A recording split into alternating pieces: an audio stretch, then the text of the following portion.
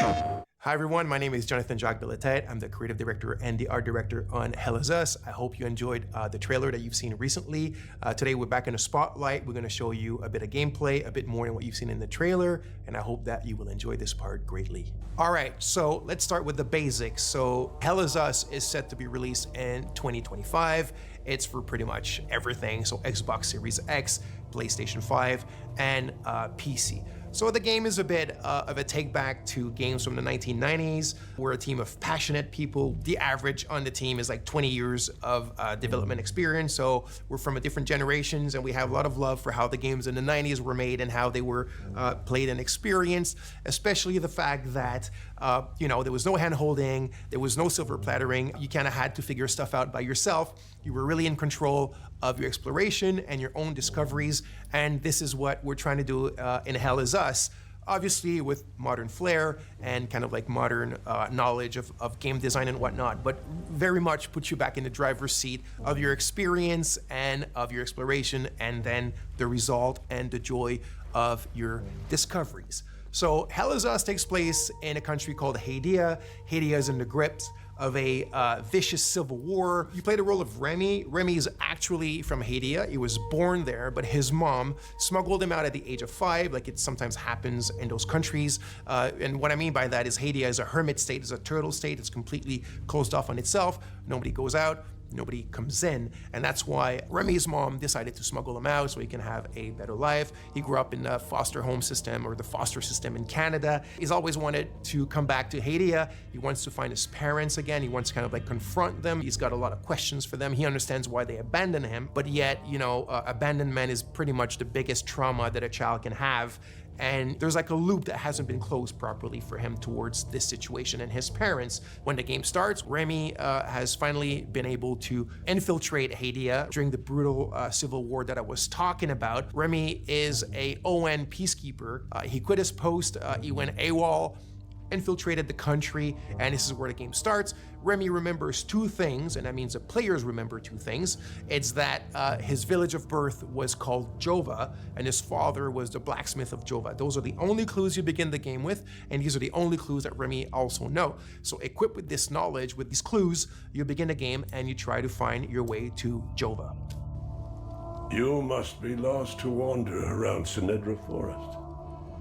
I'm afraid I have very little to offer. A group of strange-looking soldiers arrived here last night in an APC. And perhaps you can ask them for help. It's not the first time I've seen them. They always seem to be snooping around here for something. They parked their APC just beyond the woods, to the north. Once in the woods, follow the wind chimes. They will lead the way through. The gate to enter the woods is locked. Here, take this key to unlock it.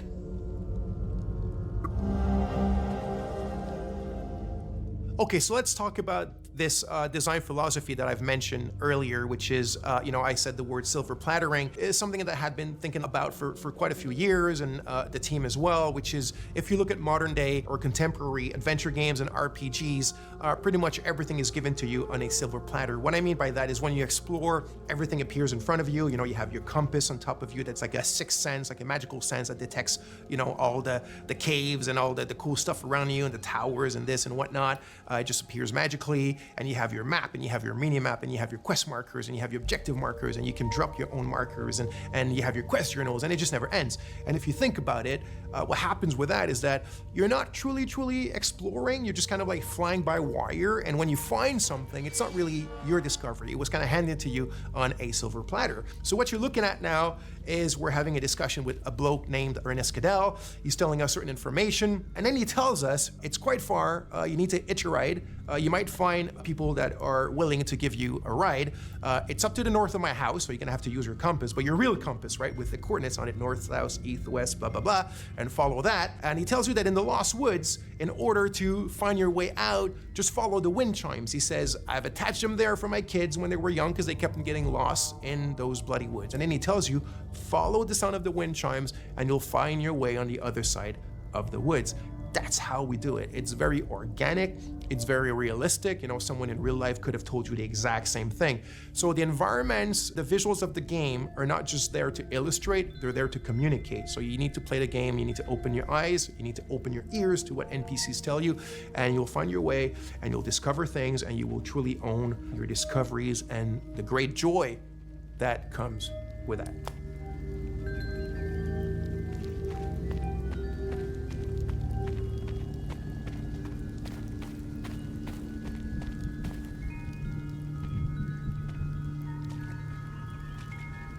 So here's another scene or another section that could be considered part of our player plattering philosophy. So here's a puzzle, and there's obviously a solution to the puzzle, but nothing eventually is going to tell you, you know, if the player ends up kind of like taking a bit of time to find a solution. There's not going to be any artificial kind of ways that are going to help him or tell him what to do. Remy's not going to start talking to himself, or i.e. talking to the player with, you know, little clues and whatever. It's really up to you to figure them out. And in the way that the player plattering is inserted in this, we have a good example here with your trusty drone named Cappy. By the way, you can tell now that Remy has his poncho and he has his sword and he has his drone. So it's after he's acquired them, right? Because at the beginning of the game, you saw he was not dressed like that. Now there's a reason why he ends up dressed like this. There's a reason why he needs these things, this equipment, but we don't need to get into these details today. So anyway, there's an ancient language in the country and you kind of find it throughout the game. And the drone has a software, one of his many softwares, and this specific one can translate the ancient language. So this puzzle, the way that it works, you need to kind of like explore and observe your environment around this specific puzzle in order to find the clues on how to solve it. You need the drone, your trusty Cappy, his name is Cappy, also there's something behind that, of course, and you translate those old texts. It gives you little passages of a poem or a psalm or something like that. And through what they tell you and the order in which they seem to have to be pieced back together, you find your clues on what this puzzle does and how to solve it. So again, the players are kind of like just led to their own devices, but things are there, the answers are there, and you have to explore. And again, I repeat it, you have to open your eyes and open your ears and you'll figure it out.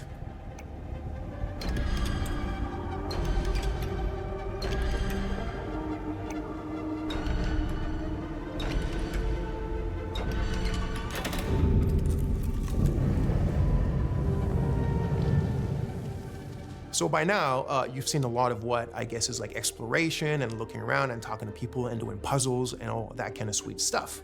But if you've seen the trailer, you of course notice that there's another big aspect to the game, which is third-person melee combat. So we like to say that the game is 50% exploration and 50% combat. The game is not at all only about combat, and it's definitely not at all just walking around and figuring stuff out. It's the combination of both, and we also think that the way that we've combined them is quite refreshing and quite unique in Hell Is Us.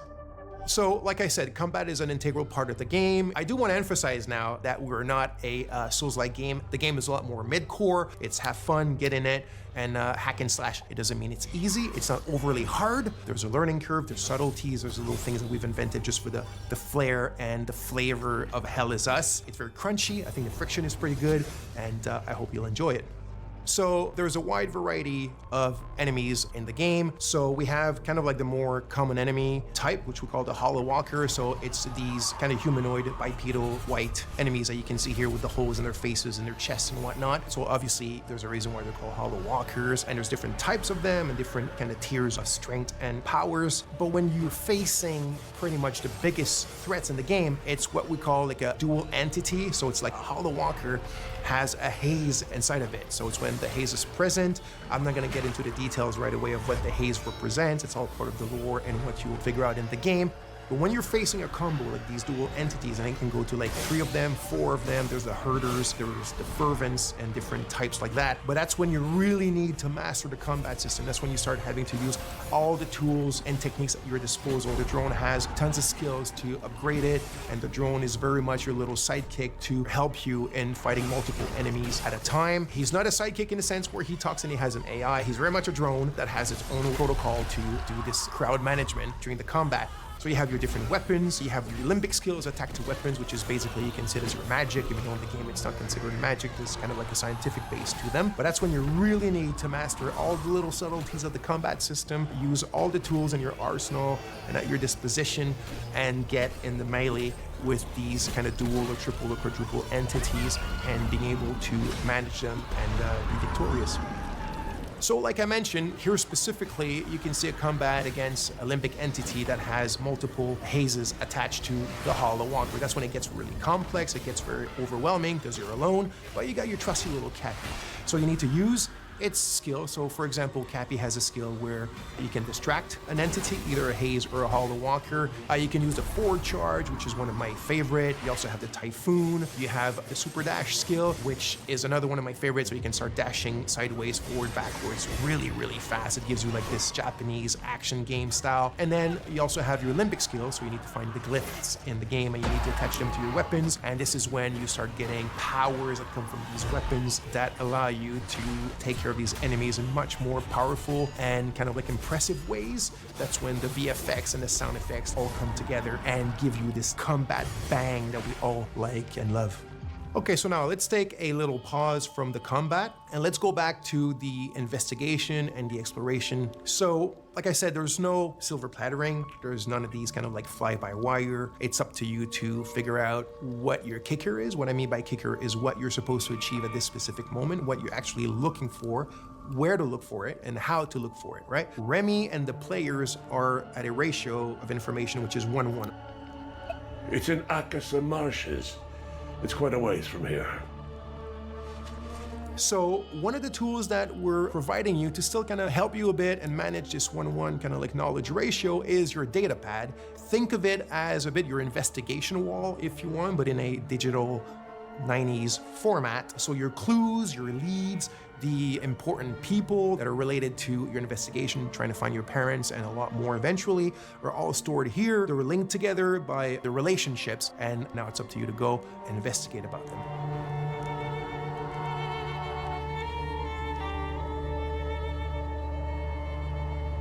So as you can see here, some of the areas can be quite wide opened. This one here called the Casa Marshes is one of the bigger ones, and as I spoke quite a bit already, the game doesn't hold your hand or doesn't really tell you where to go. So out of your main leads or clues or ideas that you have in your head of what you're supposed to do or where you're supposed to go at any given moment, you will also be attracted by a lot of points of interest or just little things in the environment that pique your curiosity. And as you walk towards them or explore, that's when you'll start also making a ton of like peripheral or side discoveries on your own, things that you cannot solve right away, or things that you might think that there is a thing to be done with it when there's none, and it's all part of the fun stuff and the kind of like experience that we're providing in the game. So as you can see here, there's a tree with people that have been hung.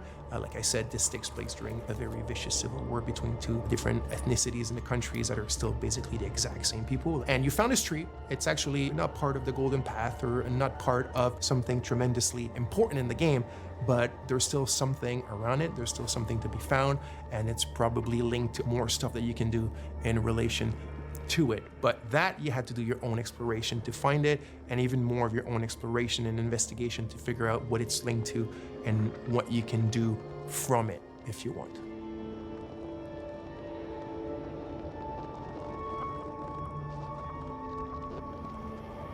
So here we are in a dungeon in the game. So yes, the game has dungeons. This was really important to us. Like I said at the beginning, there's a bit of a love letter to games from the 90s, but one of the challenges was the game takes place in a contemporary setting. The game takes place in 1993, and yet we still wanted dungeons in the game, and I didn't want the dungeons to take place in an abandoned metro station or, you know, in an abandoned factory because it's the modern era. I still wanted the dungeons to be very ancient things, and this brings us to another really important aspect of the game, or one of the very important themes of the game, which is history, historicity, deep history, so history that goes even before history. So there's a lot of mysteries and a lot of lore, and the origin of what's going on in the country and the link to the Civil War is all tied to that deep history and also what has happened since. I won't get into too much details because that will be part of another video for you guys, but you can see a bit of it here, and it shows you the varied palettes and moods and atmospheres that we have in the game, which also I think is something quite interesting and unique that we're doing in Hell Is Us.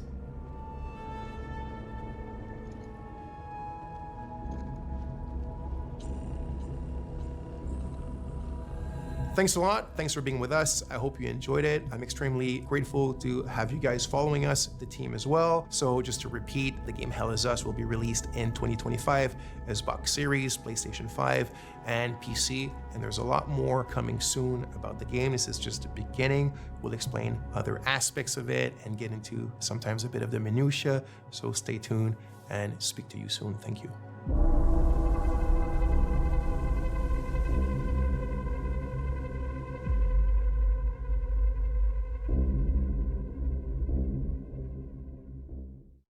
PlayStation